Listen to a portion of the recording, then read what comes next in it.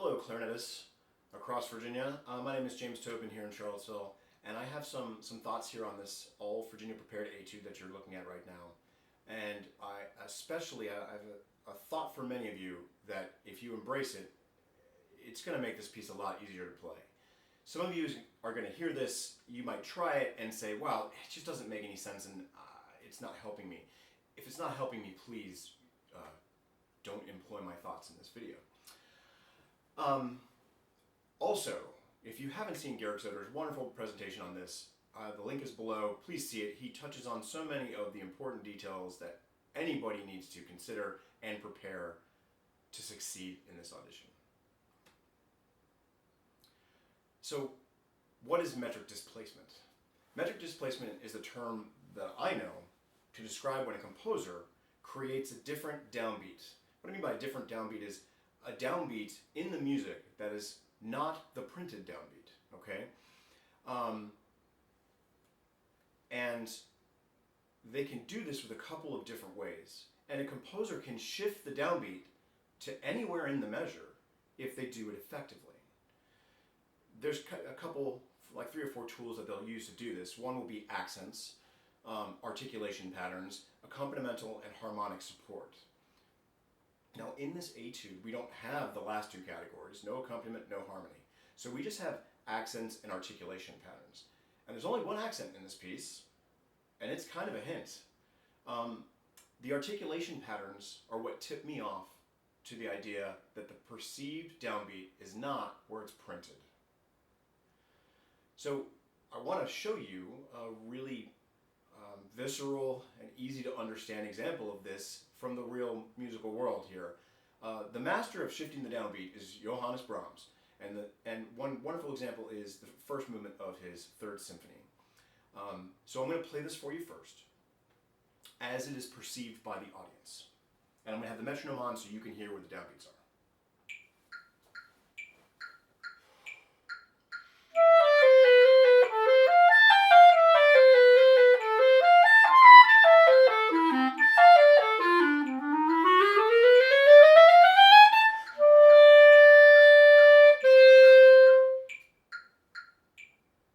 And that makes sense, right? 1 and 2 and 3 and 1 and 2 and 3 and 1 and 2 and 3 and 1 and 2 and 3 and... Although arguably I should say 1 and 2 and 3 and 4 and 5 and 6 and whatever. That is the way it is heard by the audience. But that's not how it's printed. All the 8th notes start on beat 3. So it's really 3 and 1 and 2 and 3 and 1 and 2 and 3 and 1 and 2 and 3 and 1 and 2 and 3 and 1 and 2. So I'm going to play that for you now because my playing is better than my singing.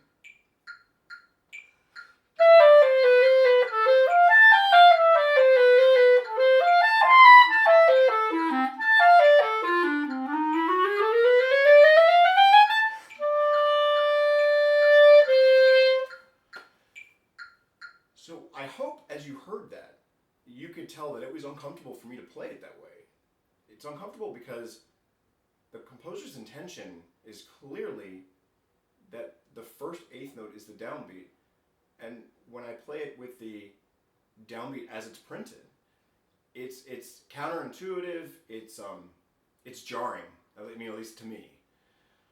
So we're going to discuss in a moment how this applies to the etude.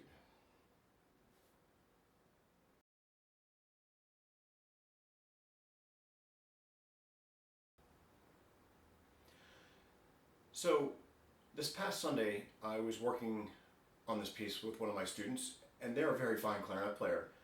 And as we were exploring it, it was remarkable how much it was causing both of us to stumble as we were reading it.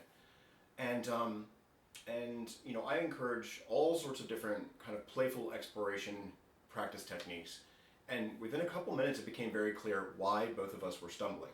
And as soon as I persuaded my student to look at this slightly differently, the passages became significantly easier for them to play.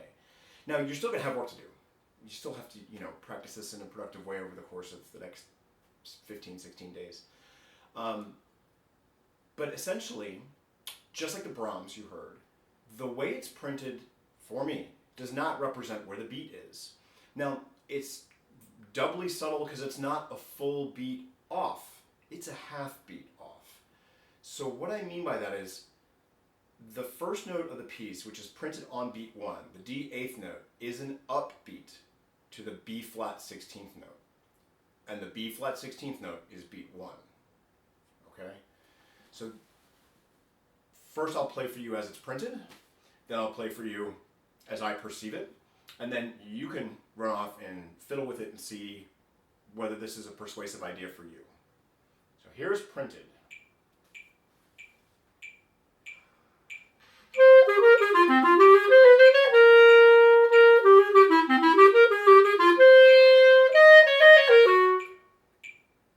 Okay. Now, this is as I perceive it.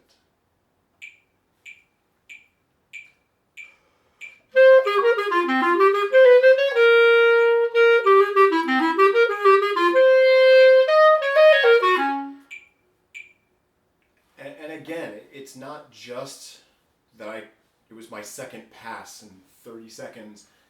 It's so much easier for me to play this when I recognize where I perceive the beat to be and align that with my playing.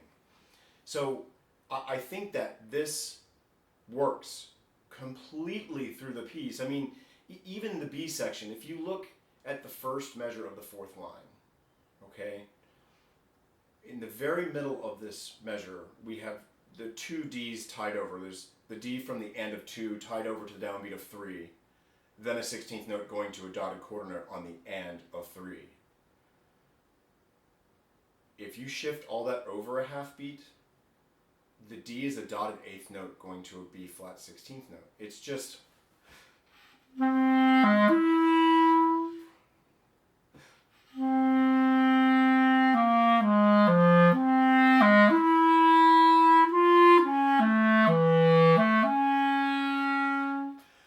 One of the other hints to me, okay, is right where I stopped, dead center in the middle of the fourth line, we have an E flat dotted quarter note tied to an E flat 8th note.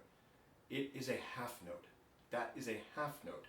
And that, along with the slurring, makes the F flat in the next measure the downbeat. It plays all the way through the piece like this. So I think that some of you should give this a try, and some of you will discover very quickly that there's still technique to build, there's still passages to learn, but that perceiving the piece in this way is going to make it a whole lot easier to perform this piece. Some will argue that they wrote it like this for a reason, and they want it like this. And that's a persuasive argument. I see it. I think that argument is reinforced by going to look at the E flat clarinet etude. Hint, it's the same thing, just printed the right way. And the argument would be that they printed the E flat etude. They printed the E flat etude one way, they printed the B flat etude a different way. They want it different. I don't buy it. I don't buy that argument. You know, each one of us, each one of you has to go to that audition and perform to the best of your ability in the most relaxed fashion and be expressive and play things so that they sound easy and good and beautiful. And the right way for me and anybody I would coach is the first note of the piece is a pickup note, the first 16th note is the downbeat. Bum ba.